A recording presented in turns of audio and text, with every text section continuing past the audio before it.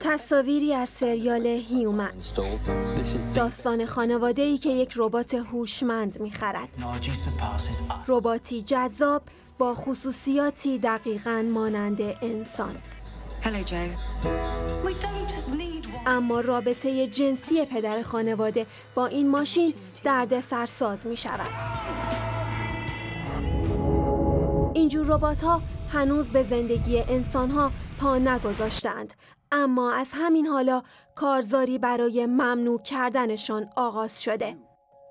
کارزاری که میگوید این ماشین‌ها نگاه کلیشه‌ای و سنتی به زن را تقویت می‌کند و به روابط تنها جنبه شهوانی می‌دهد.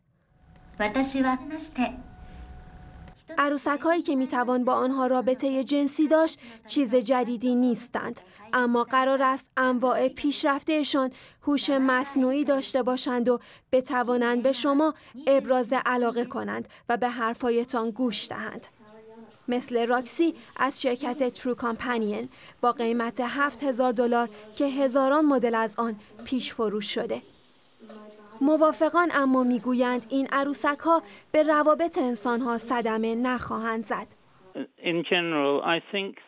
به نظر من سکس ربات‌ها برای کسایی ساخته شده که نمیتونن با آدمای دیگه رابطه‌ای که میخوان رو ایجاد کنن. میلیون‌ها آدم در دنیا هستن که تنهان و کسی رو ندارن که عاشقش بشن و اون طرف هم عاشقشون باشه. میخوان رابطه جنسی داشته باشن ولی به هر دلیلی نمیتونن.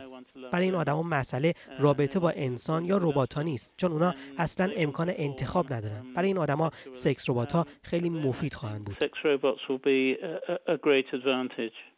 Welcome to the world's first artificially intelligent operating system. حضورشان در فیلم‌ها و سریال‌ها بسیار پررنگ است، مانند فیلم هر، داستان مردی که عاشق سیستم عامل کامپیوترش شد. Hello, I'm here. Hi. Hi. اما چقدر طول می‌کشد که این ماشین‌ها بخشی از زندگی واقعی انسان‌ها شوند و آیا می‌توانند به انسان‌ها در یافتن خوشبختی کمک کنند یا فقط او را تنهاتر خواهند کرد؟ Me too. باران عباسی، BBC.